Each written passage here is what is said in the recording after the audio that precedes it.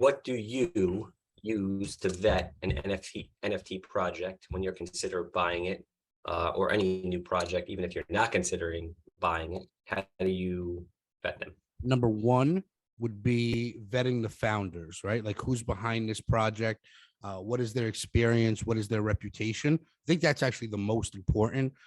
Number two would be how strong is the community? Because the community is the one that's really pushing the hype and the value of these things, right? If you don't have a bunch of people supporting this, it could go flat after a mint. We saw that happen with, Hate Beast, right?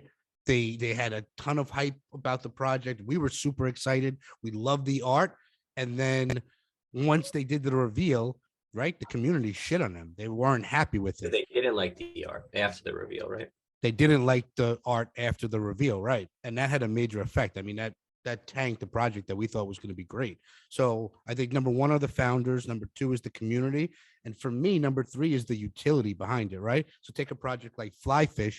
You have Gary V, founder, highly respected, very visible, trusted by a lot of people, ton of experience, great track record. Founder, check. Community, people love Gary V. You go on his Discord channels, go on Instagram, TikTok. He's got a ton of loyal people, right? They love hearing him. They love being involved in anything that he does.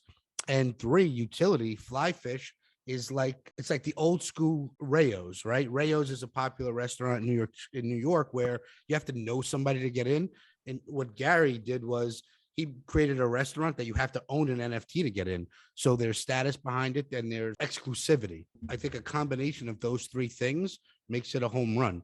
We're still learning and looking at projects. We have 400 and somewhat NFTs. Which are the ones that didn't work, right? And why didn't it work? So they had a strong founder, but maybe a weak community, or they had a strong founder, strong community, but maybe a weak roadmap and weak utilization for it. Who knows? But those are things that we're learning as we go. I see that the projects that are most successful for us have those three things in common. Yeah, here's the reason 90% of NFT projects don't work.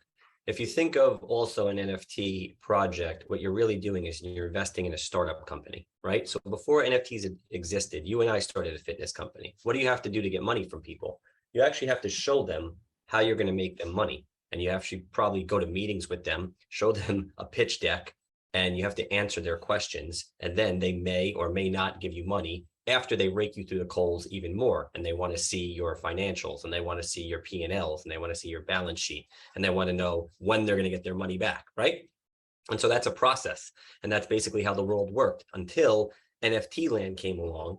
And really what you're doing, and I mean, and I respect people for taking advantage of it because it was so easy, but anybody who was minting a project basically was just saying, hey, here's our idea. So we're going to give you 10,000 pictures, give us 10 million, 5 million, 20 million bucks. And we promise we're going to start a company and we're going to do something cool. That's literally what 90% of them are. And a lot of them still are.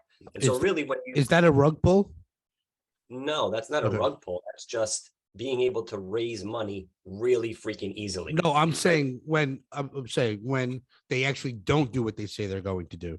The rug pull is kind of like fraud. It's like when they take the money and then they're just like, F you, we're not doing anything. Most of them are just not executing because these are people who are starting companies, and starting a company is hard and most companies fail anyway, right? But they didn't even have to do the most basic of creating a business plan, going to do the meeting, creating that. They did something called a roadmap, which is on one piece of paper, say, we're going to do this, then we're going to do this, then we're going to do this, then we're going to do this. And people are like, cool, here, we're in, because it was spread out between 10,000 people, right?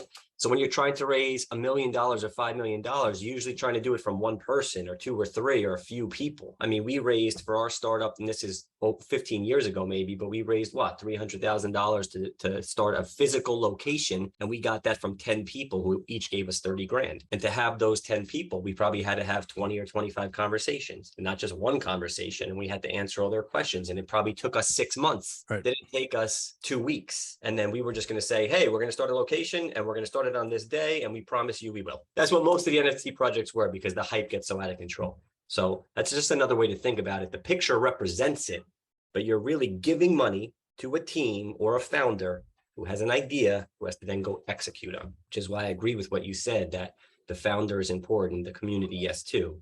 But really, you're just these people are crowdfunding a new company. That's what it is. And so if you have a founder who's already had successful companies or done successful things, the likelihood of it, like Gary V, is a lot stronger.